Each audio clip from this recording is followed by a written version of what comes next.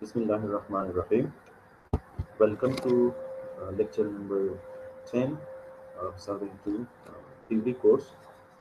In previous lecture, we have discussed the basic concept of field astronomy, the different terminologies which are involved in field astronomy, and also we have discussed the spherical trigonometry, the length of the great arc, length of the small arc, and also we have discussed the spherical triangle, the latitude and longitude, parallel of latitude, and nautical mile.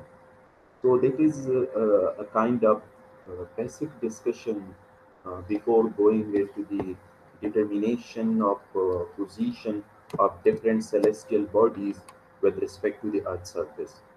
Now, in this lecture, we will discuss that how we will define the position of any celestial body with respect to the Earth surface.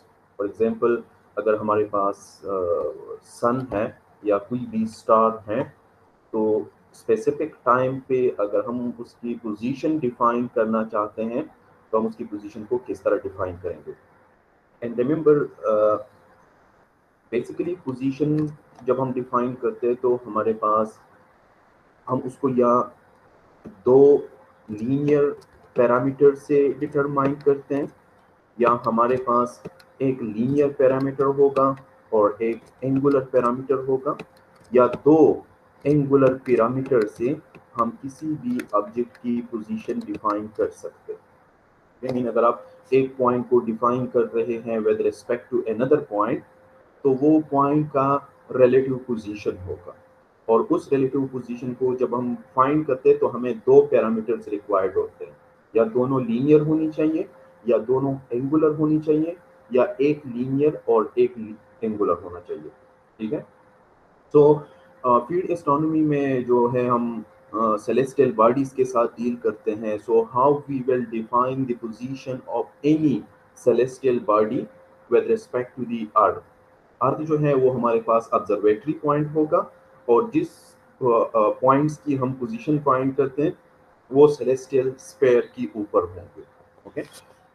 Before going into the discussion of the different coordinate system, हमारे पास एक main term है, पहले उसको discuss करते हैं. See, for example, ये जो like circle है, फॉर एग्जांपल ये हमारे पास अर्थ है. ठीक है. एक एक एक स्फीयर है हमारे पास. ठीक है. सपोज ओ जो है, this is the centre of the earth. ठीक है. सेंटर ऑफ द स्फीयर है, ये स्फीयर जो है हमारे पास एक अर्थ है. तो let O be the centre of the earth. ठीक है. फॉर एग्जांपल, यहाँ पे जो है एक ऑब्जर्वर है on the surface of the earth. For example, यहाँ पे हमारे पास एक ऑब्जर्वर है. नाउ वी नो दैट अगर इस पॉइंट ऑफ ऑब्जर्वेशन को हम सेंटर के साथ ज्वाइन कर लें और सेलेस्टियल स्फीयर की तरफ हम इसको एक्सटेंड कर लें, so we called it zenith point. ठीक है. ये हमारे पास जीनत लाइन होता है जो ऑब्जर्वर की पॉइंट से वर्टिकली ऊपर की तरफ हम ड्रॉ करते हैं. That is called the zenith point. Also we know that for example, अगर ये हमारे पास नॉर्थ पोल है या एक पोल पॉइंट है, तो पोल को हम सेंटर के साथ ज्वाइन करके इस तरह एक्सटेंड कर दे, ये हमारे पास दूसरा पोल पॉइंट होगा. Suppose this is Q. ठीक है. तो ये क्यू और पी पॉइंट जो है, these are the poles point along which the earth rotate. अब इस पोल पॉइंट को जब हम एक्सटेंड कर ले और जहां पे ये सेलेस्टियल स्फीयर को इंटरसेक्ट कर दे, उसको हम क्या कहते हैं? सेलेस्टियल पोल पॉइंट कहते हैं. That is the celestial pole point. ठीक है. नाउ सी, अगर इस एक्सिस ऑफ द अर्थ को हम परपेंडिकुलर एक ग्रेट सर्कल ड्रॉ कर लें. ठीक है. मीन इस तरह अर्थ के अराउंड एक ग्रेट सर्कल ड्रॉ कर लें जो एक्सिस ऑफ द अर्थ को परपेंडिकुलर हो. सो वी कॉल्ड इट इसको हम क्या कहते हैं, इक्वेटर कहते हैं, ठीक है, that is called the equator of the earth. Now if we draw the a line perpendicular to the axis of the earth, तो ये क्या हो जाएगा, ये इक्वेटर का डायमीटर होगा, ठीक है, इक्वेटर का डायमीटर होगा। एंड नॉर्मली इसको हम क्या कहते हैं, ईस्ट पॉइंट कहते हैं, और यहाँ पे जो हमारे पास होते हैं इसको हम वेस्ट कहते हैं, ठीक है। अब यहाँ पे देखें, ये सी पॉइंट जो है that is on the surface of the earth, ठीक है। तो ये जो पॉइंट है इक्वेटर के साथ, इसका ये जो एंगल होता है इसको हम क्या कहते हैं, लैटिट्यूड कहते हैं ना। For example that is theta. Mean अगर हमारे पास कोई भी पॉइंट हो अर्थ सरफेस की ऊपर, तो ये इक्वेटर से कितने एंगुलर डिस्टेंस पे है, we called it latitude. so theta is the latitude of the point of observation, ठीक है। अब सपोज अगर यहाँ पे हमारे पास एक टेडोलाइट हम सेट कर ले, एक इंस्ट्रूमेंट हम सेट कर लें, और इसका टेलीस्कोप जो है वो इस तरह हॉरिजॉन्टल प्लेन में हो, तो वी कैन से दैट इसको हम क्या कहते हैं, इसको हम सेंसेबल हॉरिजन कहते हैं ना। अगर इस पॉइंट पे हम टेडोलाइट सेट कर लें, तो टेडोलाइट की एक्सिस को हम हॉरिजॉन्टल प्लेन में इस तरह टेलीस्कोप को अगर हम 360 डिग्री में रोटेट कर ले हॉरिजॉन्टली, तो हमारे पास एक सर्कुलर प्लेन बन जाएगा which we call the sensible horizon. और ये अर्थ को क्या होगा, टेंजेंट होगा, it will be tangent to the earth surface at this point, ठीक है। तो फॉर एग्जांपल ये इन हमारे पास S जो है it is a line which is tangent to the earth surface at the point of observation.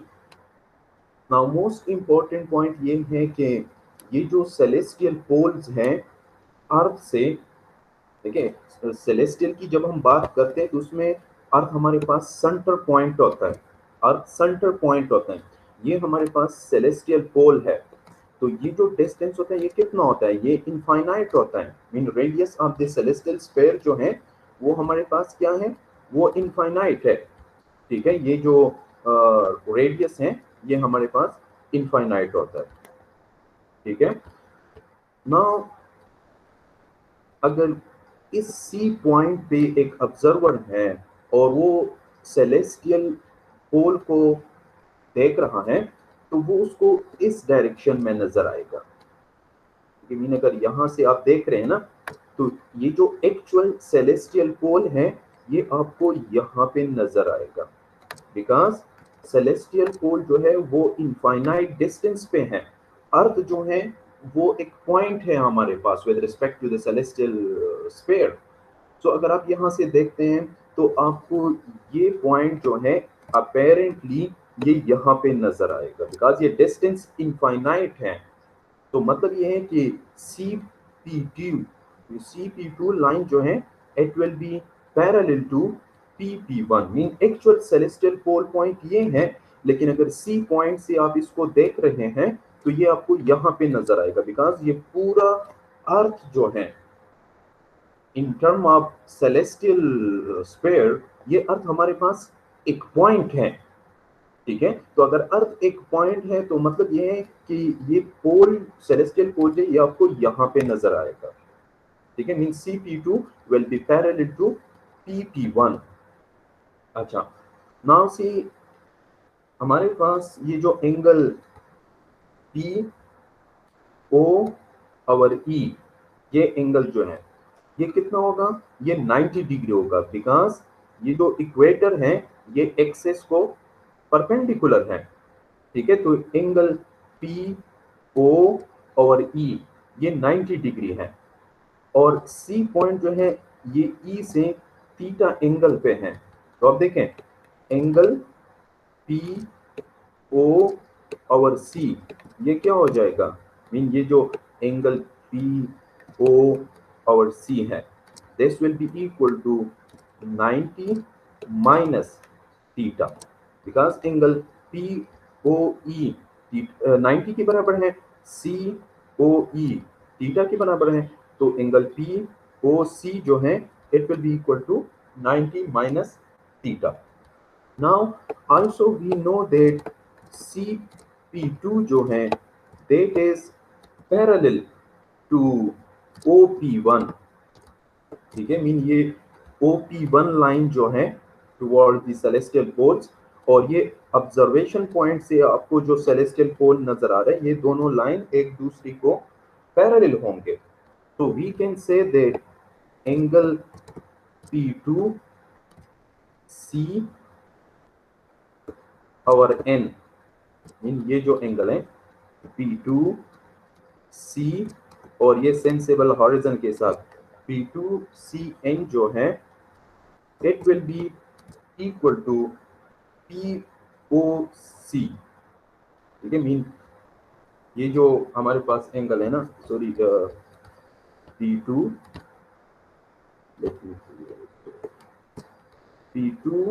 C और Z, देखिए ये एंगल जो है P2 C और Z, ये एंगल जो है it will be equal to P1 O और C, ये किसके बराबर होगा, ठीक है, angle P O and C, because ये PO जो है P2 C को पैरेलल है, ठीक है, हमारे पास एक लाइन है ना, यहाँ पे एक लाइन ड्रॉ कर लें, अब इसको पैरेलल एक लाइन ड्रॉ कर लें, तो ये दोनों एंगल सेम होंगे. तो मतलब ये कि P2 CZ will be equal to PO and C, ठीक है, and this is equal to 90 minus theta, यहाँ पे जो POC है. Now also we know that angle ये जो है देखें angle P2 CN, angle P2 CN plus P2 CZ, ये दोनों एंगल किसके बराबर होंगे, ये 90 के बराबर होगा ना, mean P2 CN plus P2 CZ, mean ये पूरा एंगल जो है ये 90 डिग्री के बराबर होगा, ठीक है. तो also we can say that P2 CN is equal to 90 minus P2 CZ, और P2 CZ किसके बराबर है, 90 माइनस थीटा के बराबर है ना, या आप इसकी वैल्यू पुट कर लें 90 माइनस 90 माइनस थीटा, ठीक है. अब इसको अगर आप सिंप्लीफाई कर लेंगे so you will get what, theta. इसका मतलब ये है कि ये जो एंगल P2 C और N है, या NCP2, ये एंगल जो है that is equal to theta, और थीटा हमने किसको कहा था, that was the latitude of the point of observation. अब ये जो latitude of point of observation है ये इस एंगल के बराबर है, और ये एंगल क्या है, देखें अगर आपके पास एक टेबुलाइट है इस पॉइंट पे और उसका टेलीस्कोप जो है हॉरिजॉन्टल प्लेन में है, वो इस डायरेक्शन में होगा, अब उसको आप ऊपर की तरफ वर्टिकल प्लेन में ऊपर की तरफ कर लें टुवर्ड द सेलेस्टियल पोल्स, तो ये जो एंगल आ जाएगा इसको हम क्या कहते हैं, एल्टीट्यूड कहते हैं, ठीक है, कि सेलेस्टियल पोल जो है वो सेंसेबल हॉरिजन से या वो हॉरिजॉन्टल प्लेन से कितने वर्टिकल एंगल पे है, इसको हम एल्टीट्यूड कहते हैं. तो कंक्लूजन हम ये कह सकते हैं कि लैटिट्यूड ऑफ ऑब्जर्वर, मीन ये थीटा हमने क्या लिया था, that was the latitude of observer, that is equal to altitude of celestial pole, ठीक है. सो दैट इज द कंक्लूजन, ये मोस्ट इंपॉर्टेंट पॉइंट है, आगे फिर कुछ कैलकुलेशंस में आप इसको यूज कर सकते हैं. So the altitude of celestial pole is equal to the latitude of the place of observation, mean अगर आप अर्थ सरफेस पे कहीं भी हैं उस पॉइंट का जो लेटीट्यूड है, लेटीट्यूड एक्चुअली क्या है, that is the angular distance from the equator. So ये जो लेटीट्यूड है, अगर इस पॉइंट से आप सेलेस्टियल पोल को ऑब्जर्व कर रहे हैं, सेलेस्टियल पोल को ऑब्जर्व कर रहे हैं, तो उसका जो एल्टीट्यूड है वो इस लेटीट्यूड के बराबर होगा। ठीक है, अगेन इसको थोड़ा सा देखें। सपोज ये हम अर्थ सरफेस के ऊपर, फॉर एग्जांपल हम यहाँ पे हैं, ठीक है। सो इस इक्वेटर से ये जो एंगुलर डिस्टेंस है, इसको हम क्या कहेंगे, that will be the latitude of the point of observation. अब इस पॉइंट से हम ये जो सेलेस्टियल पोल है इसको ऑब्जर्व कर रहे हैं, तो ये क्या होगा, ये इस सेलेस्टियल पोल का एल्टीट्यूड होगा। सो जितना पॉइंट ऑफ ऑब्जर्वेशन का लेटीट्यूड है वो इस पॉइंट से सेलेस्टियल पोल की लेटीट्यूड के बराबर होगा। ठीक है, अच्छा, now our basic discussion is about the determination of the position of a celestial object with respect to the earth surface। यहाँ पे देखें, सपोज ये हमारे पास अर्थ है, that is the centre of the celestial sphere, और ये अराउंड जो है ये हमारे पास सेलेस्टियल स्फीयर है। अब यहाँ पे अगर एक स्टार है, कोई भी ऑब्जेक्ट है which will be on the surface of the celestial sphere, so how we will define its position। ठीक है, so for that purposes we are using the coordinate system। So a coordinate system is a system, a coordinate system is a method for identifying the location of a point। इन किसी भी point की जब हम location identify करते हैं, that is called the coordinate system। So basically in celestial sphere हमारे पास 3 system है coordinates की। We have 3 coordinate system by means of which the position of any celestial body can be completely specified। So एक हमारे पास altitude and azimuth system है, एक declination and hour angle system है, और एक declination and right ascension system है। So let's discuss one by one। In altitude and azimuth system, we are defining the position of heavenly body with respect to altitude and azimuth। ठीक है, यहाँ पे देखें, अगर ये हमारा पॉइंट ऑफ ऑब्जर्वेशन है, दैट इज द अर्थ, हम जहाँ पे हैं, हम अर्थ पे हैं ना, so that is our point of observation. अब यहाँ पे एक सेलेस्टियल बॉडी है, एक सन है, ठीक है, तो वो अगर ऑन द अर्थ सरफेस हम एक इंस्ट्रूमेंट सेट कर लें और उसका टेलीस्कोप जो है वो हॉरिजॉन्टल हो, उसको आप 360 डिग्री में रोटेट कर लें, तो आपके पास हॉरिजॉन्टल प्लेन बन जाएगा। अब थियोडोलाइट जो है, थियोडोलाइट का जो टेलीस्कोप है, उसको आप हॉरिजॉन्टल प्लेन से सेलेस्टियल बॉडी की तरफ ऊपर कर लें। ठीक है, देखें, अगर ये थियोडोलाइट है, टेलीस्कोप जो है वो हॉरिजॉन्टल प्लेन में है।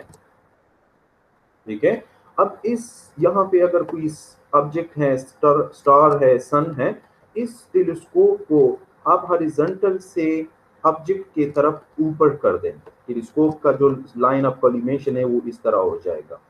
So this angle is called altitude of this object। ठीक है, दूसरी बात, अगर आपने जो सपोज यहाँ पे इंस्ट्रूमेंट सेट किया हुआ है, ठीक है, यहाँ पे एक सेलेस्टियल बॉडी है, सपोज इसका जो टेलीस्कोप है ये एग्जैक्टली हॉरिजॉन्टल प्लेन में है और टुवर्ड्स नॉर्थ डायरेक्शन है, टुवर्ड्स नॉर्थ डायरेक्शन है। तो सबसे पहले हम क्या करेंगे कि हॉरिजॉन्टल प्लेन में टेलीस्कोप को रोटेट करेंगे कि ये इस बॉडी की नीचे आ जाए, मीन लाइन ऑफ कोलिमेशन जो है ना, इस बॉडी की नीचे आ जाए। तो नॉर्थ से आप इसको जो रोटेट करेंगे हॉरिजॉन्टल प्लेन में, that is called the azimuth. Mean ये जरूरी नहीं है कि टेलीस्कोप नॉर्थ डायरेक्शन में है तो एग्जैक्टली उस नॉर्थ की ऊपर सेलेस्टियल बॉडी होगा और आप टेलीस्कोप को जस्ट वर्टिकल प्लेन में ओपन करेंगे और ऊपर करेंगे, ठीक है। टेलीस्कोप जो है वो पहले आप इंस्ट्रूमेंट जो है सेट करके टेलीस्कोप नॉर्थ के साथ ओरिएंट कर लें। अब स्टार या ऑब्जेक्ट जो है वो कहीं भी हो सकता है, तो सबसे पहले आपने क्या करना होगा, टेलीस्कोप को हॉरिजॉन्टल प्लेन में रोटेट करना होगा कि वो सेलेस्टियल बॉडी की तरफ हो जाए, फिर वर्टिकल प्लेन में उसको ऊपर करना होगा कि वो सेलेस्टियल बॉडी को टारगेट कर सके। तो हॉरिजॉन्टल प्लेन में आप इसको जो रोटेट करेंगे with respect to the north, that is called azimuth. फिर हम क्या करेंगे कि इस हॉरिजॉन्टल प्लेन से इंस्ट्रूमेंट जो है वर्टिकल प्लेन में ऊपर की तरफ मूव करेंगे। सो ये जो हमारे पास आ जाएगा ये एल्टीट्यूड हो जाएगा, ठीक है। So these are the two parameters with respect to which we can define the position of a celestial body.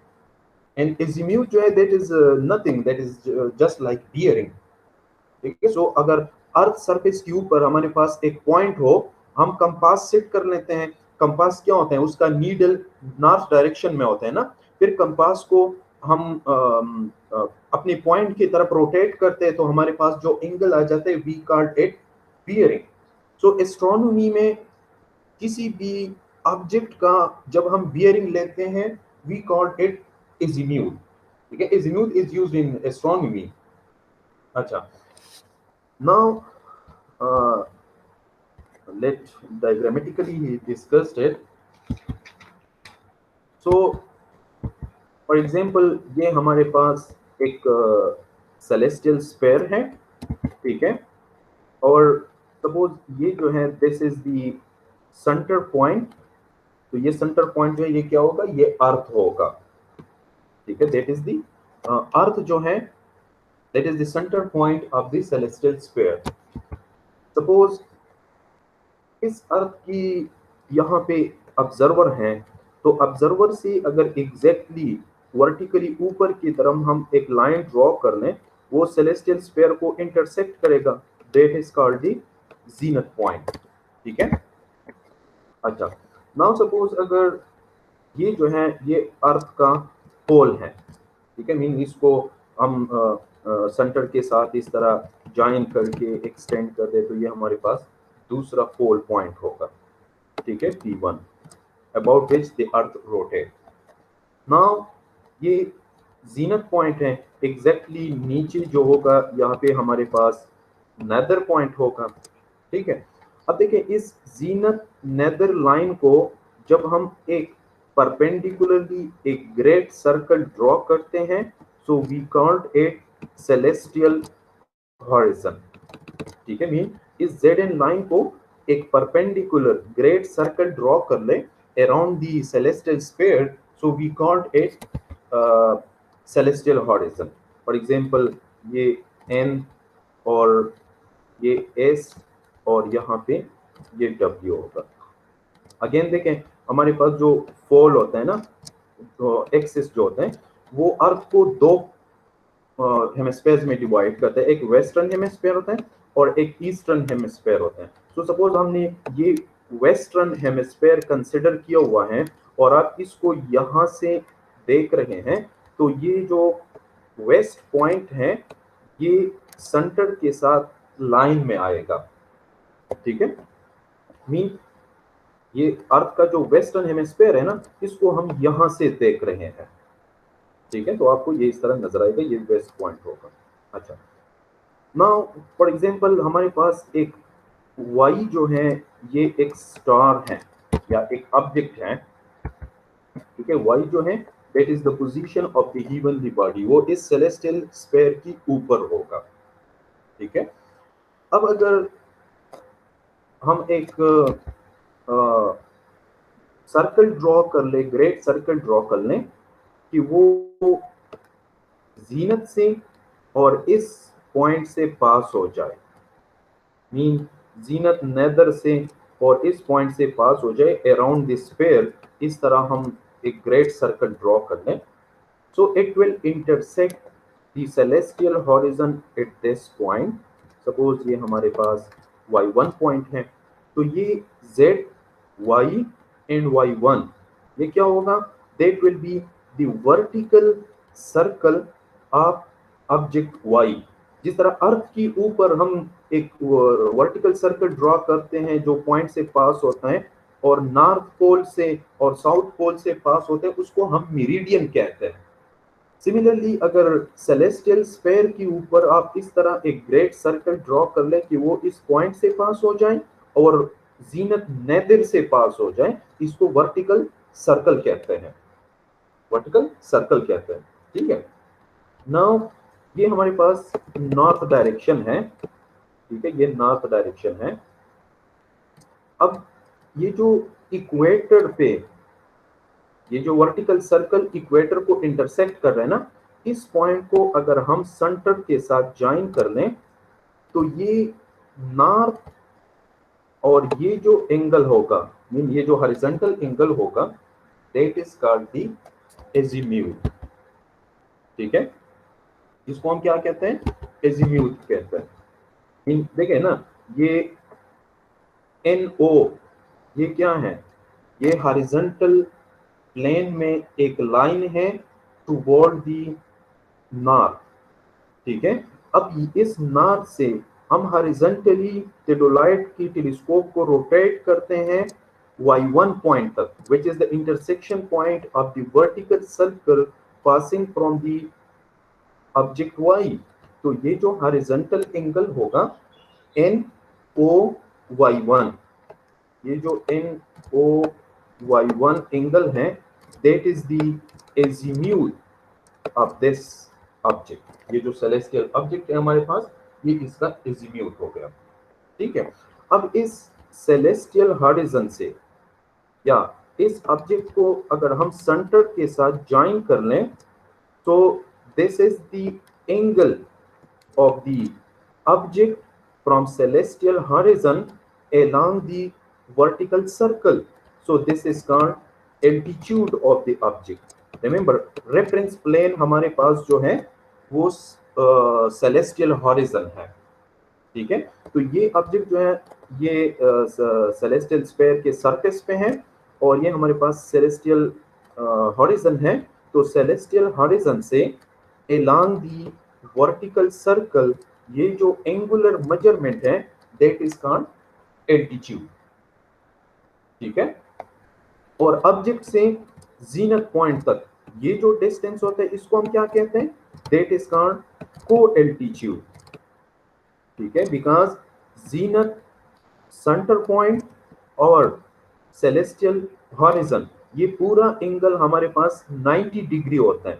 अब अगर इस वर्टिकल सर्कल की कहीं भी हमारे पास एक ऑब्जेक्ट है तो सेलेस्टियल हॉरिजॉन से ये उसका एल्टीट्यूड होगा और बाकी जो रह जाएगा वो को एल्टीट्यूड होगा।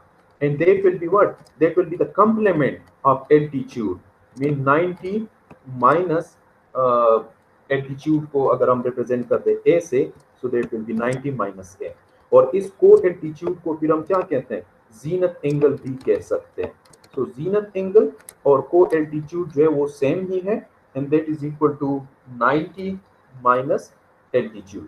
सो we have defined the position of this object with respect to the celestial horizon in term of azimuth and altitude। ठीक है, दूसरा जो मेथड है ऑब्जेक्ट की पोजीशन को डिफाइन करने के लिए, वो डिक्लिनेशन एंड हॉर एंगल है। Declination and hour angle system है। तो the position of any object will be defined और specified with respect to declination and Howard angle। और इसमें जो हमारे पास रेफरेंस प्लेन होगा वो सेलेस्टियल इक्वेटर होगा। ठीक है, यहाँ पे देखें, अर्थ जो है that is the centre of the celestial sphere. ये क्या है हमारे पास? ये एक्सिस ऑफ द अर्थ है। सो एक्सिस ऑफ द अर्थ को अगर हम एक परपेंडिकुलर ग्रेट सर्कल ड्रॉ कर ले, इसको हम क्या कहते हैं? इक्वेटर कहते हैं। अब यहाँ पे एक स्टार है। ठीक है, सेलेस्टियल स्फीयर के सरफेस पे होगा ना, तो इस इक्वेटर से इस स्टार तक ये जो एंगुलर डिस्टेंस है, मीन अगर स्टार को आप सेंटर के साथ ज्वाइन कर लें और इस स्टार का जो हमारे पास मेरिडियन है, इस जहाँ पे इक्वेटर को इंटरसेक्ट कर रहा है, ये सेंटर के साथ ज्वाइन कर लें। तो रिमेंबर अर्थ जो है ये सेंटर पॉइंट है, तो ये जो एंगल होता है इसको हम डिक्लिनेशन कहते हैं। Mean the angular measurement of an object from celestial equator along the celestial meridian, that is called declination। ठीक है, इसको हम क्या कहते हैं? डिक्लिनेशन कहते हैं। अच्छा, लेट डिस्कस इट डायग्रामेटिकली। तो फॉर एग्जांपल ये जो है हमारे पास एक सेलेस्टियल स्फीयर है, ठीक है। Suppose this is the centre of the celestial sphere and this will be what, ये अर्थ होगा हमारे पास, ठीक है। ये जो पॉइंट है ना, ये centre of the celestial sphere है, ठीक है। अच्छा, वी विल बी हियर, यहां से हम ऑब्जर्वेशन लेते हैं ना, हम इस सेंटर पॉइंट पे होंगे। So O is the centre of the celestial sphere. अब यहाँ पे अगर एक ऑब्जर्वर है तो एज वी नो दैट, अगर इसकी ऊपर वर्टिकली हम एक ड्रॉ कर ले तो जहाँ पे सेलेस्टियल स्फीयर इंटरसेक्ट होता है, इसको हम जीनत पॉइंट कहते हैं, ठीक है। और इसकी जो नीचे अगर हम इसको एक्सटेंड कर लें, we call it nadir point, ठीक है। नाउ सपोज अगर ये अर्थ का एक्सिस है जिसके अराउंड अर्थ रोटेट हो रहा है, तो अगर इसको हम एक्सटेंड कर लें तो सेलेस्टियल स्फीयर को यहाँ पे इंटरसेक्ट करेगा। तो for example this is the pole point, ठीक है। अगर नीचे की तरफ आप इसको एक्सटेंड कर लें तो ये दूसरा सेलेस्टियल पोल पॉइंट होगा, ठीक है। नाउ इस एक्सिस को अगर हम परपेंडिकुलर एक ग्रेट सर्कल ड्रॉ कर लें अराउंड द सेलेस्टियल स्फीयर, तो इसको हम क्या कहते हैं? That is called the celestial equator. Remember the great circle perpendicular to the axis of rotation या perpendicular to the polar axis, that is called the celestial equator, ठीक है। तो ये जो हमारे पास सपोज के पॉइंट है, यहाँ पे के 1 पॉइंट है। अगेन जिस तरह हमारे पास ये वेस्टर्न हेमिस्फीयर है और ईस्टर्न हेमिस्फीयर है, तो अगर इस साइड से हम देख रहे हैं तो eastern hemisphere sorry western point जो है वो एग्जैक्टली सेंटर के लाइन में होगा ना। तो ये हमारे पास ये जो डब्ल्यू पॉइंट है, ठीक है।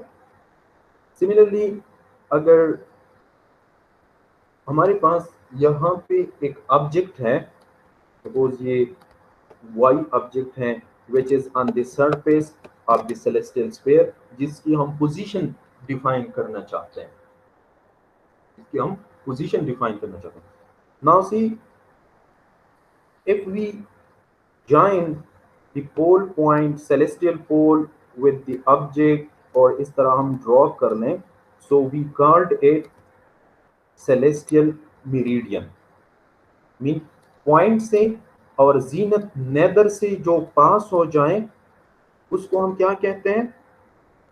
मीन जीनत से और नेदर से और ऑब्जेक्ट से जो पॉइंट पास हो जाए, that is called the vertical circle.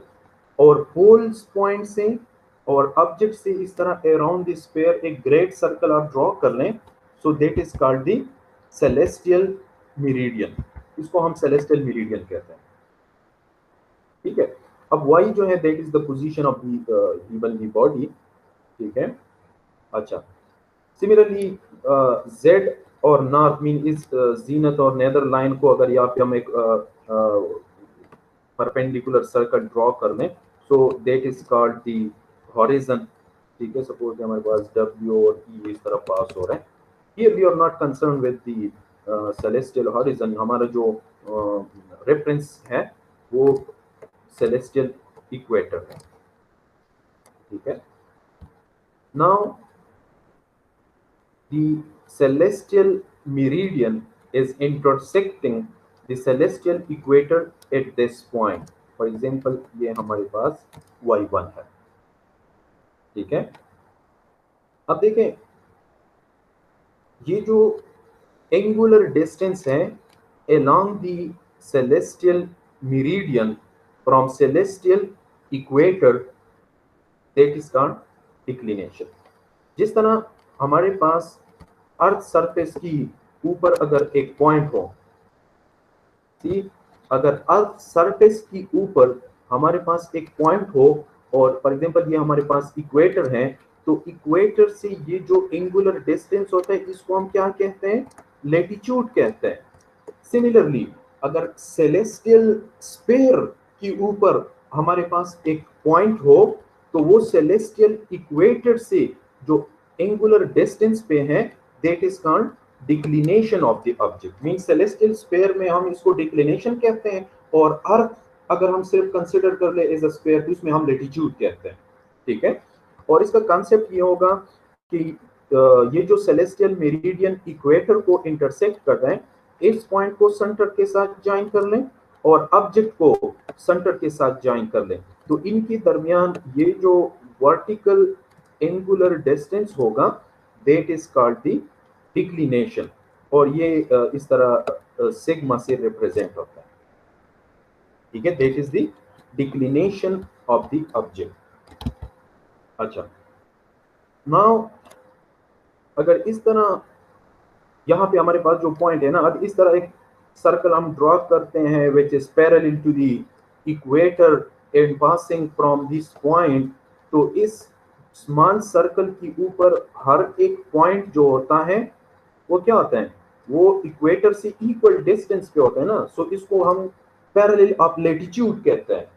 Similarly अगर अराउंड द सेलेस्टियल स्फीयर हम इस तरह एक सर्कल, स्मॉल सर्कल ड्रॉ कर लें कि वो इस ऑब्जेक्ट से पास हो जाए और सेलेस्टियल इक्वेटर को पैरेलल हो, तो इस स्मॉल सर्कल के ऊपर ये जो मीन अराउंड द स्फीयर ये स्मॉल सर्कल हम ड्रॉ करते हैं ना, इसके ऊपर जितने भी पॉइंट्स हैं वो सेलेस्टियल इक्वेटर से इक्वल डिक्लिनेशन पे होंगे, तो this is called the parallel of declination. इसको पैरेलल ऑफ डिक्लिनेशन कहते हैं। ठीक है, अच्छा, अब सपोज हमारे पास ऑब्जर्वर है which is on the centre of the celestial sphere, ठीक है, which is on the centre of the celestial sphere. तो अगर उस पॉइंट को हम सेलेस्टियल स्फीयर तक प्रोजेक्ट कर लें, सेलेस्टियल स्फीयर तक प्रोजेक्ट कर लें, ठीक है, तो सेलेस्टियल स्फीयर की ऊपर we can draw a standard meridian. जिस तरह हमारे पास अर्थ की ऊपर एक प्राइम मेरिडियन होता है which is perpendicular to the equator of the earth, इसको हम क्या कहते हैं, प्राइम मेरिडियन कहते हैं। ठीक है, तो सिमिलरली सेलेस्टियल स्फीयर की ऊपर हमारे पास एक प्राइम मेरिडियन होगा, एक स्टैंडर्ड मेरिडियन होगा, एक we can say that prime celestial meridian होगा। ठीक है, तो उस प्राइम सेलेस्टियल मेरिडियन से ऑब्जेक्ट तक ये जो एंगुलर डिस्टेंस है that is called the, generally इसको हम क्या कहते हैं, हॉर एंगल कहते हैं। ठीक है, that is called the hour angle. Again अगर मैं आप लोगों को इस तरह समझाऊं कि सपोज अगर ये हमारे पास अर्थ है, ये अर्थ का सेंटर पॉइंट है, फॉर एग्जांपल यहाँ पे हमारे पास पोल पॉइंट है P1 है, यहाँ पे अनदर पोल पॉइंट है। अब इसको परपेंडिकुलर हम एक ग्रेट सर्कल ड्रॉ करते हैं, so we call it equator. इस इक्वेटर को जब हम एक परपेंडिकुलर ग्रेट सर्कल ड्रॉ करते हैं passing from the poles, we call it prime meridian. अब यहाँ पे अगर हमारे पास एक पॉइंट है, तो ये पॉइंट इक्वेटर से कितने डिस्टेंस पे है, we call it latitude of the point, और ये पॉइंट जो है ये प्राइम मेरिडियन से हॉरिजॉन्टली कितने एंगल पे है, वी कॉल इट लॉन्गिट्यूड। ठीक है, तो हम क्या करते हैं कि हम इस पॉइंट से अराउंड एक स्मॉल सर्कल ड्रॉ करते हैं, एक पैरेलल ऑफ लेटिट्यूड ड्रॉ करते हैं, तो प्राइम मेरिडियन से along the parallel of latitude ये जो एंगुलर डिस्टेंस होता है दैट इज कॉल्ड लॉन्गिट्यूड, और अलोंग दी मेरिडियन इक्वेटर से जो डिस्टेंस होता है इसको हम लेटिट्यूड कहते हैं। ठीक है, ये सिर्फ अर्थ की बात हो गई। अब अगर हम पूरा सेलेस्टियल स्फीयर कंसीडर करते हैं ना, सेलेस्टियल स्फीयर कंसीडर करते हैं, उसकी सरफेस पे हमारे पास एक ऑब्जेक्ट है, एक स्टार है, तो स्टार को अगर आप पोल्स के साथ ज्वाइन कर लें तो ये क्या हो जाएगा, that will B we can say that will be the meridian of that celestial body. और इस एक्सिस को परपेंडिकुलर अगर हम अराउंड दी सेलेस्टियल स्फीयर एक ग्रेट सर्कल ड्रॉ कर लें तो ये हमारे पास क्या होगा, सेलेस्टियल इक्वेटर होगा। ठीक है, अब इस सेलेस्टियल इक्वेटर से अलोंग दी सेलेस्टियल मेरिडियन ये जो एंगुलर डिस्टेंस है दैट इज कॉल्ड डिक्लिनेशन। जिस तरह यहाँ पे हमारे पास लेटिट्यूड है, यहाँ पे हमारे पास डिक्लिनेशन है। ठीक है, फिर स्टैंडर्ड मेरिडियन से इस ऑब्जेक्ट तक along the parallel of declination ये जो एंगुलर डिस्टेंस है that is called hour angle. जिस तरह हमारे पास प्राइम मेरिडियन से along the parallel of latitude ये डिस्टेंस जो होता है इसको हम लॉन्गिट्यूड कहते हैं, यहाँ पे हम इसको हावर एंगल कहते हैं।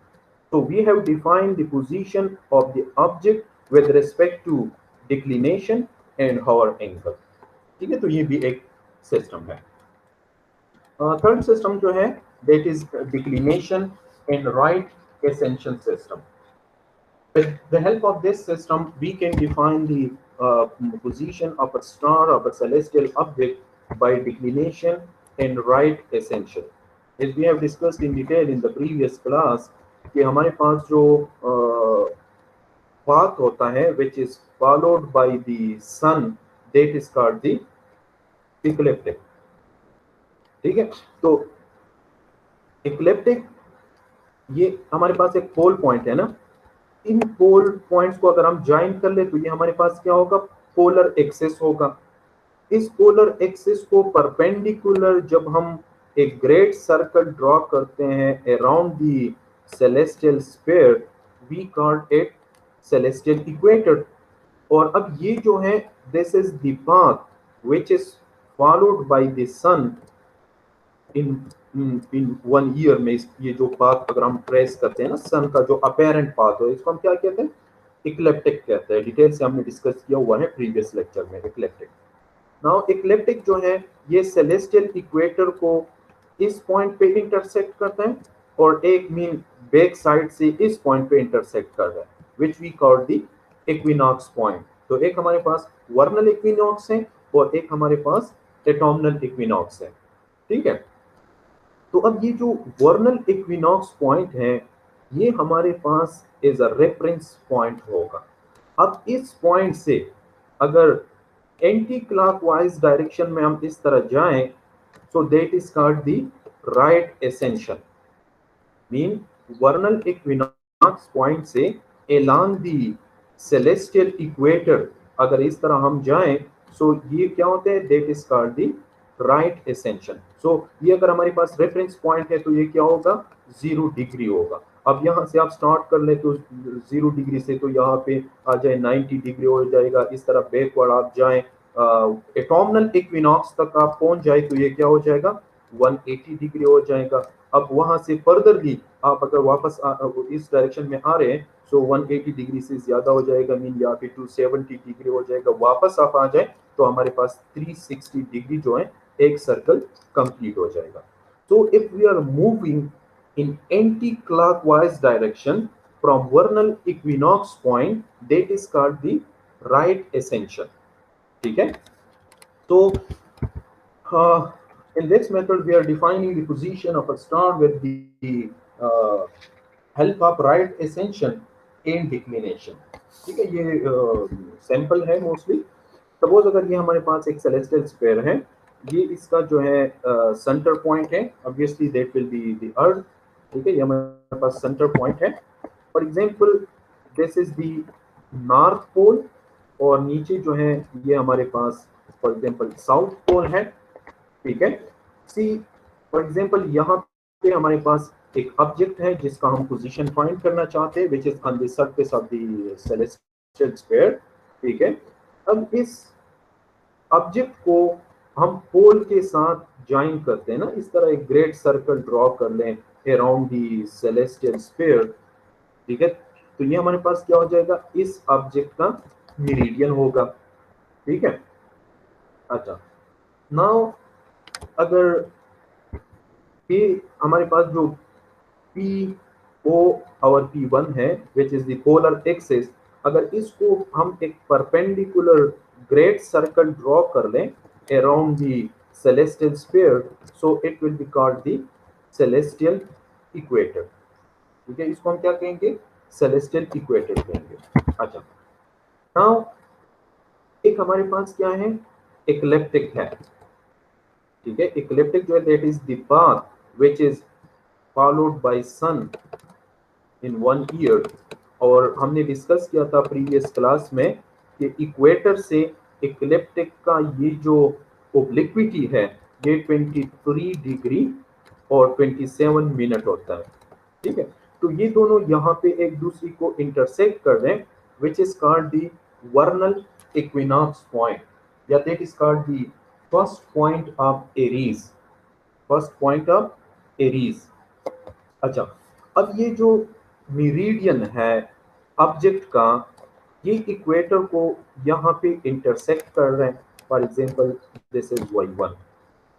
ठीक है, नाउ सी ये जो फर्स्ट पॉइंट ऑफ एरीज है या हमारे पास जो वर्नल इक्विनॉक्स पॉइंट है, अगर इसको हम सेंटर के साथ ज्वाइन कर लें, ये हमारे पास रेफरेंस पॉइंट होगा ना, इसका एंगल क्या होगा? 0 डिग्री होगा। अब ये जो मेरिडियन है ऑब्जेक्ट का, ये इक्वेटर को यहाँ पे इंटरसेक्ट कर रहा है, इस पॉइंट को सेंटर के साथ ज्वाइन कर ले, तो ये एंगल जो है to the right of the vernal equinox, this is called the right ascension, this is called the right ascension. और फॉर एग्जांपल इसको हम गैमा से रिप्रेजेंट करेंगे। ठीक है, so the angular distance along the equator from vernal equinox to the meridian of the object, ये जो angular distance होगा in this right direction, that is called the right ascension of the object. In सी equator से object तक along the meridian, ये जो angular distance होता है इसको हम क्या कहते हैं? We called it declination.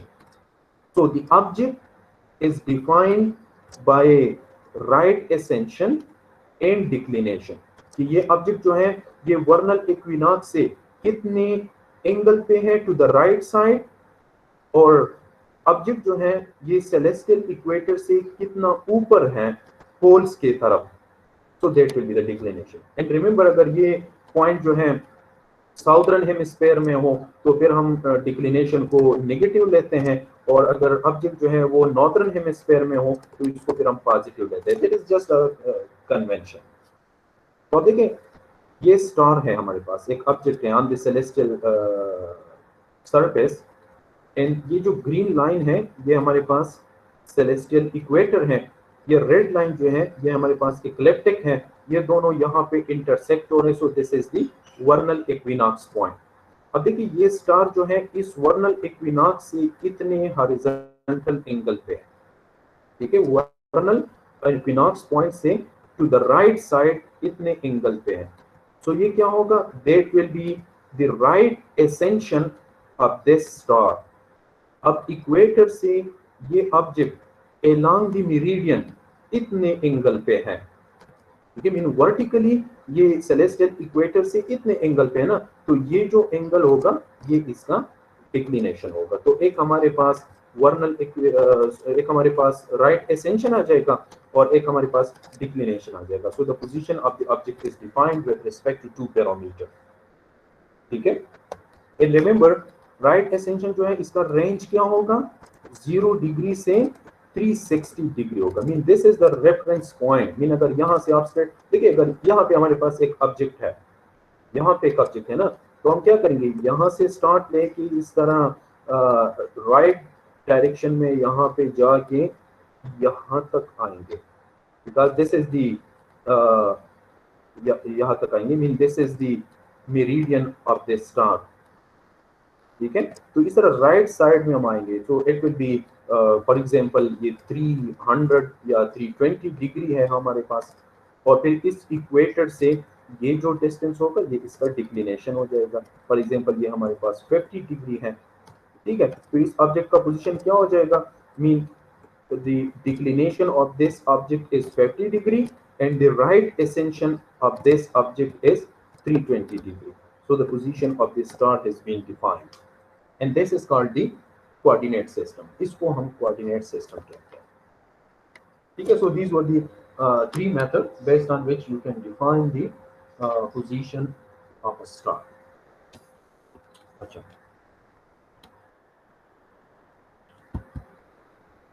एक और टर्म है that is the spherical triangle. Now we are moving towards the conclusion of the field astronomy. See, if we have a celestial sphere, तो उसका जो सेंटर पॉइंट है वो अर्थ होगा. ठीक है.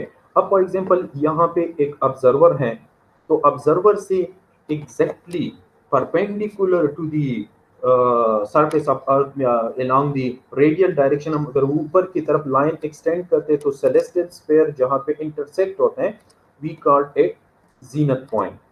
ठीक है. एक हमारे पास एक्सिस ऑफ द अर्थ है ना, जिससे अर्थ रोटेट हो रहा है, तो उस एक्सिस को अगर हम एक्सटेंड कर लें तो वो सेलेस्टियल हॉरिजन को इंटरसेक्ट करेगा, which we call the celestial pole. ठीक है. अब इस सेलेस्टियल स्फीयर के ऊपर कहीं भी अगर हमारे पास एक ऑब्जेक्ट हो, मीन एक स्टार हो या एक प्लेनेट हो, कहीं भी एक ऑब्जेक्ट हो, तो वो हमारे पास थर्ड पॉइंट हो जाएगा. अब देखें, ये सेलेस्टियल नॉर्थ पोल क्या है? That is a point on the surface of the celestial sphere. Zenith क्या है? That is also a point on the surface of the celestial sphere. ये स्टार क्या है? ये भी एक ऑब्जेक्ट है, एक पॉइंट है सेलेस्टियल स्फीयर के सरफेस के ऊपर. अब इन तीनों पॉइंट्स को जब हम ज्वाइन करते हैं, so we will get astronomical triangle. In that is a spherical triangle which is formed by joining the zenith point, the pole point, and the celestial body. Okay, so that will be called the astronomical triangle. अच्छा. Now जिस तरह हमने उसकी बात की है spherical triangle की, so the similar concept can be used here in astronomical triangle. तो see for example ये हमारे पास जीनथ पॉइंट है, ये हमारे पास पोल पॉइंट है और ये हमारे पास ऑब्जेक्ट है या स्टार है. तो इस एक्सिस को जब हम परपेंडिकुलरली एक ग्रेट सर्कल ड्रॉ करते हैं, so we called it celestial equator. ठीक है. अब ये जीनथ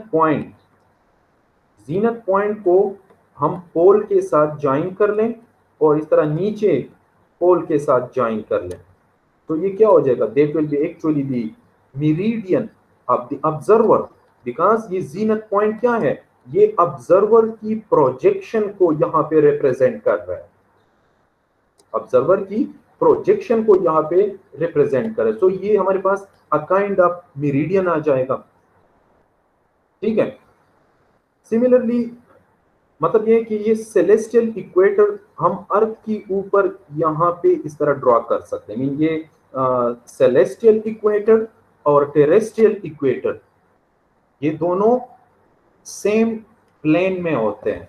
अगर ये हमारे पास टेरेस्ट्रियल इक्वेटर है तो ये हमारे पास सेलेस्टियल इक्वेटर होगा. मीन दोनों हॉरिजॉन्टल प्लेन में होते हैं और ये पॉइंट जो है ये एग्जैक्टली ऑब्जर्वर की ऊपर है. तो टेरेस्ट्रियल इक्वेटर से ऑब्जर्वर तक ऑन द सरफेस ऑफ अर्थ ये जो एंगुलर डिस्टेंस है ये इस एंगुलर डिस्टेंस के बराबर होगा. ठीक है. मीन टेरेस्ट्रियल इक्वेटर से ऑब्जर्वर तक जो डिस्टेंस होता है ना अलोंग द मेरिडियन, उसको हम क्या कहते हैं? लैटिट्यूड कहते हैं. सिमिलरली ऑब्जर्वर पॉइंट को हम ऊपर एक्सटेंड करते हैं सेलेस्टियल स्फीयर तक, तो ये जीनथ पॉइंट होता है ना, और ये हमारे पास सेलेस्टियल इक्वेटर है. तो सेलेस्टियल इक्वेटर से जीनथ पॉइंट तक अलोंग द मेरिडियन ये हमारे पास क्या होगा? लैटिट्यूड. तो फॉर एग्जांपल थीटा जो है that is the latitude of the observer. ठीक है. तो पोल पॉइंट से जीनथ पॉइंट तक ये क्या रह जाएगा? ये कोलैटिट्यूड हो जाएगा ना. फॉर एग्जांपल अगर ये हमारे पास लैटिट्यूड है तो कोलेटिट्यूड क्या हो जाएगा, colatitude will be equal to 90 minus theta.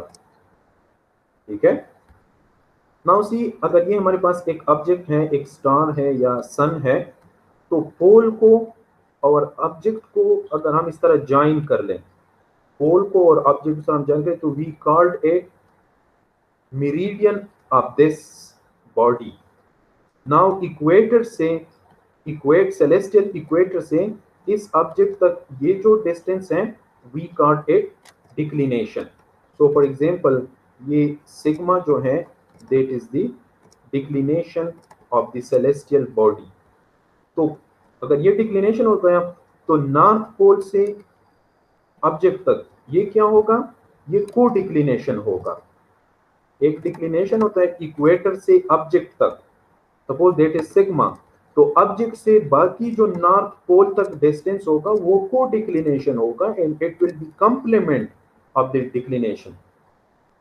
ठीक है, सिमिलरली जीनत लाइन से, ये हमारे पास जो जीनत लाइन है, यहाँ पे अर्थ सरफेस के ऊपर हमारे पास क्या होगा, हॉरिजन होगा। सिमिलरली इस जीनत और नेदर लाइन को along the celestial sphere जब हम एक ग्रेट सर्कल ड्रॉ करते हैं परपेंडिकुलर टू द ज़ेडन लाइन, इसको हम क्या कहते हैं, सेलेस्टियल हॉरिजन कहते हैं।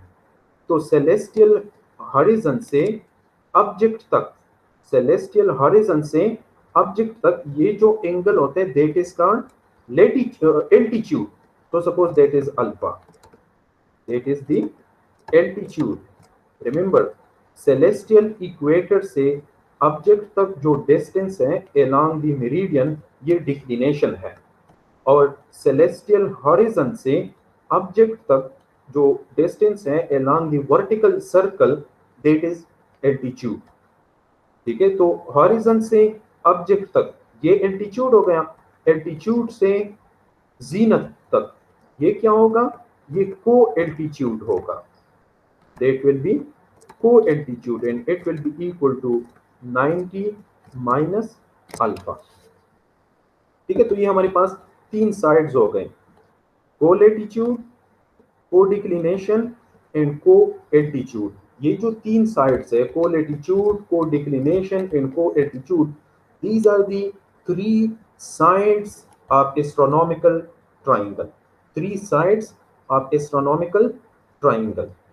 ठीक है, अच्छा, इसके जो तीन एंगल्स हैं, इसकी जो तीन एंगल्स हैं, देखें, वर्टिकल सर्कल और मेरिडियन ऑफ द ऑब्जर्वर। ठीक है, यहाँ पे देखिए, let me little bit clear it, इसको मैं क्लियर कर दूं। ये जो लाइन है, that is the meridian of the observer, और ये जो है that is the vertical circle of the object. इनके दरमियान ये जो एंगल होते हैं, that is called the zenith angle, that is called the zenith angle. ठीक है, और meridian of the object and meridian of the observer, इनके दरमियान ये जो एंगल है, that is called hover angle. ठीक है, इसको क्या कहते हैं, that is called the hour angle. एक जीनत एंगल हो गया, एक हॉवर एंगल हो गया। ठीक है, और पोल से, पोल से वर्टिकल सर्कल तक ये जो एंगल होता है, that is called the zenith angle. Mean with respect to the north pole, किसी भी ऑब्जेक्ट का हम जो बियरिंग लेते हैं, उसको जीनत एंगल कहते हैं। ठीक है, तो ये तीन जो है, ये एस्ट्रोनॉमिकल ट्राइंगल की एंगल है। एक जीनत एंगल है, एक एजीम्यूटल एंगल है, एक हॉवर एंगल है। तीन एंगल्स हैं और तीन साइड्स है, को लेटिट्यूड, को एल्टीट्यूड एंड को डिक्लिनेशन। तो ये 6 पैरामीटर्स हैं एस्ट्रोनॉमिकल ट्राइंगल के। ठीक है, यहाँ पे देखें, this is the celestial equator, ये जो ब्लू लाइन है, this is the celestial horizon. ठीक है, यहाँ पे हमारे पास स्टार है, तो सेलेस्टियल इक्वेटर से स्टार तक ये जो एंगुलर डिस्टेंस है along the meridian of the star, ये डिक्लिनेशन हो जाएगा। तो स्टार से पोल तक ये को डिक्लिनेशन हो जाएगा। ठीक है, अब सेलेस्टियल हॉरिजन से ऑब्जेक्ट तक along दी वर्टिकल सर्कल ये एल्टीट्यूड होगा, तो स्टार से जीनत पॉइंट तक ये जो डिस्टेंस होता है ये को एल्टीट्यूड होगा। ठीक है, सेलेस्टियल इक्वेटर से जीनत पॉइंट तक ये लेटीट्यूड होता है, तो जीनत पॉइंट से पोल तक ये को लेटीट्यूड होगा। सो co declination, co altitude and co latitude, these are the three sides of the astronomical triangle. Now ये जो एल्टीट्यूड लाइन है, एल्टीट्यूड लाइन और declination line mean meridian of the object and vertical circle of the object, इनकी दरमियान meridian of the object and vertical circle of the object, इनके दरमियान जो angle होता है दैट इज कॉल्ड द, इसको जो है हम क्या कहते हैं, मीन Z, P और S, ये जो एंगल है ना जीनत, स्टार और पोल, मीन इनके दरमियान ये जो Z, S और P एंगल है, इसको सिंपली अगर हम इसको कहें और टर्म पैरालेक्टिक एंगल इसको कहते हैं, पैरालेक्टिक एंगल। स्टार, नॉर्थ पोल और जीनत पॉइंट, इनके दरमियान ये जो एंगल है mean S, N and Z। ठीक है, या S पोल पॉइंट और जीनत पॉइंट, स्टार, पोल, जीनत, S, P, Z, इनके दरमियान जो एंगल है इसको हॉवर एंगल कहते हैं, हॉवर एंगल। पोल, जीनत और स्टार मीन P, Z और S, इनके दरमियान जो एंगल है इसको एजीम्यूटल एंगल कहते हैं। ठीक है, तो ये 6 पैरामीटर्स हो गए इसकी एस्ट्रोनॉमिकल ट्राइंगल की। ठीक है, तो अगेन यहाँ पे देखिए अब थोड़ा सा उसको इक्वेशंस में लिख देते हैं। फॉर एग्जांपल थीटा जो है दैट इज द लेटीट्यूड। ठीक है, सिग्मा जो है ये हमारे पास डिक्लिनेशन है, और अल्फा जो है फॉर एग्जांपल ये हमारे पास एल्टीट्यूड है। ठीक है, 3 एंगल्स हो गए। नाउ ये S S the star, P pole है, जेड जीनत पॉइंट है। ठीक है, तो जेड और पी मीन ये जेड पी ये क्या है, ये को लेटीट्यूड है and it will be equal to 90 minus theta. ठीक है, Z P co latitude. S P ये क्या है, that is co declination and it will be equal to 90 minus sigma. ठीक है, और ये जो एस जेड है, S Z that is co altitude, S Z is co altitude and it will be equal to 90 minus alpha. तो ये 3 sides हो गए। ठीक है, अब देखिए एंगल पी, एस और जेड, एंगल पी, एस और Z that is called parallactic angle. ठीक है, जनरली एक एस्ट्रोनॉमिकल टर्म है, that is called the parallactic angle. ठीक है, सिमिलरली हमारे पास जो एंगल है एस, पी और जेड, मीन एस, पी और Z that is called the hour angle, H से रिप्रेजेंट होगा। ठीक है, S P Z that is the hour angle and angle P, Z and S that is called the azimuthal angle. Mean pole से object तक ये जो angle है ये एजीम्यूटल एंगल होगा। ठीक है, जीनत से ऑब्जेक्ट तक ये हॉवर एंगल होगा, और जीनत से पोल तक ये पैरालेक्टिक एंगल होगा। ठीक है, तो 3 साइड्स हो गए। और 3 उसकी एंगल्स हो गए। नाउ अगेन 3 पैरामीटर्स गिवन होंगे and the rest of the 3 will be calculated. तो एक जनरल इक्वेशन है हमारे पास कि ये देखिए एजीम्यूट एंगल है, हावर एंगल है, और पैरालेक्टिक एंगल को अगर हम P से रिप्रेजेंट करते हैं, ठीक है, या फॉर एग्जांपल एक हमारे पास जो पैरालेक्टिक एंगल है वो स्टार का एंगल है, ठीक है, या ऑब्जेक्ट का एंगल है, ठीक है, इसको सपोज हम S से रिप्रेजेंट कर लें, और ये एंगल जो है ये पोल पे है, मीन हावर एंगल है, मीन इसको आप सपोज P पे रिप्रेजेंट कर लें, और ये जो एजीम्यूटल एंगल है ये जीनत पॉइंट पे एंगल है, तो इसको हम Z पे रिप्रेजेंट करते हैं, mean angle between pole, star and zenith, that is S. Angle between star, pole and zenith, that is P. Angle between star, zenith and pole, that is angle Z. तो 3 angle हो गई S, P, Z, और 3 side है हमारे पास, co-latitude, co-declination and co-altitude, ठीक है।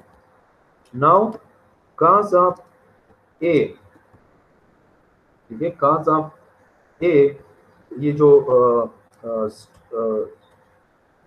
जीनत point पे जो एंगल है ना, इसको हम क्या कहते हैं, एजीम्यूटल एंगल कहते हैं। तो cos of that angle is equal to sine of declination divide by cos of altitude multiplied by cos of latitude minus tangent of altitude multiplied by tangent of latitude। तो ये एक जनरल इक्वेशन है कि देखें, अगर इस एजीम्यूट angle का जो cos है it will be equal to cos of declination divide by sine of declination divide by cos of altitude multiplied by cos of latitude minus tangent of altitude tangent of latitude। इस तरह आप और भी find कर सकते हैं ना, कि अगर आप हावर एंगल की cos फाइंड करना चाहते हैं, ठीक है, तो अल्टरनेटिवली ये टर्म्स जो हैं ये फिर चेंज हो जाएंगे। तो इस तरह 3 इक्वेशंस बन जाएंगे ना, एक जिस तरह हमारे पास cos एल्टीट्यूड cos एजीम्यूट cos है ना, इस तरह आप देखें cos हावर एंगल, cos हावर एंगल क्या हो जाएगा, मीन इस एंगल का जो cos है ना it will be equal to sine of